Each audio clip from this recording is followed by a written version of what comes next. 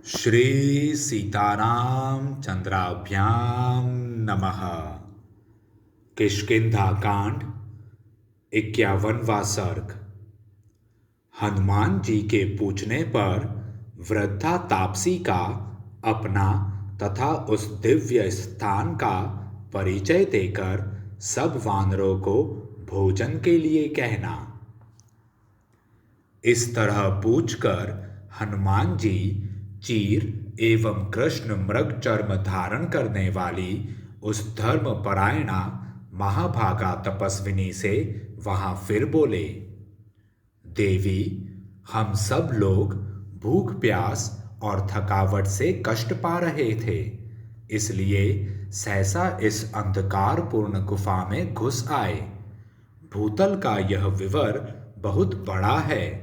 हम प्यास से पीड़ित होने के कारण यहाँ आए हैं, किंतु यहाँ के इन ऐसे अद्भुत विविध पदार्थों को देखकर हमारे मन में बड़ी व्यथा हुई है।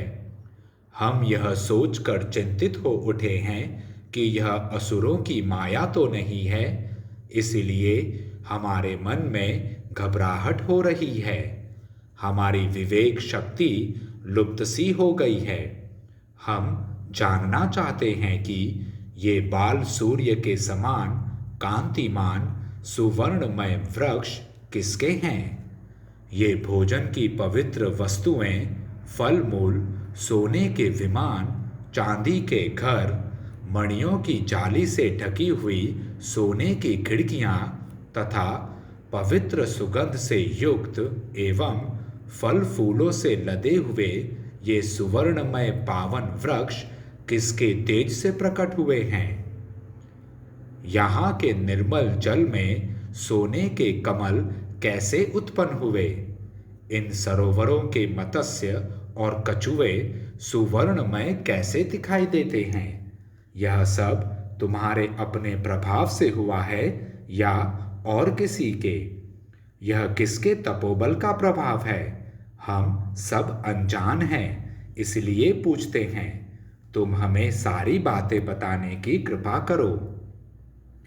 हनुमान जी के इस प्रकार पूछने पर समस्त प्राणियों के हित में तत्पर रहने वाली उस धर्मपरायणा तापसी ने उत्तर दिया, वानर श्रेष्ठ, माया विषाद महातेजस्वी मय का नाम तुमने सुना होगा।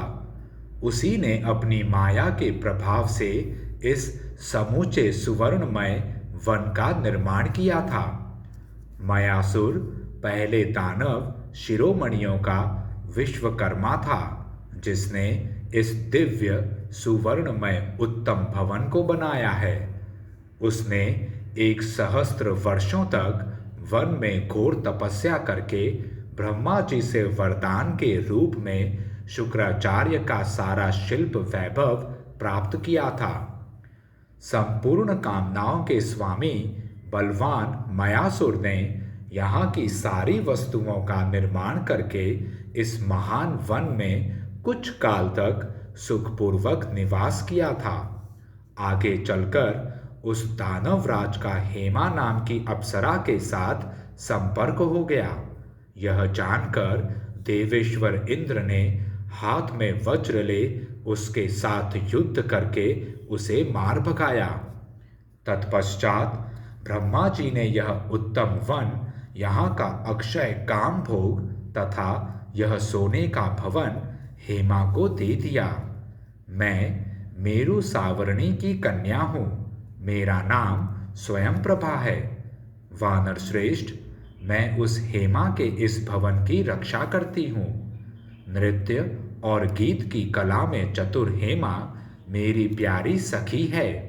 उसने मुझ में अपने भवन की रक्षा के लिए प्रार्थना की थी, इसीलिए मैं उस विशाल भवन का संरक्षण करती हूँ।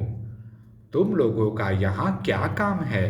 किस उद्देश्य से तुम इन दुर्गम स्थानों में विचरते हो। इस वन में आना तो बहुत कठिन है। तुमने कैसे इसे देख लिया। अच्छा, ये शुद्ध भोजन और फल मूल प्रस्तुत है।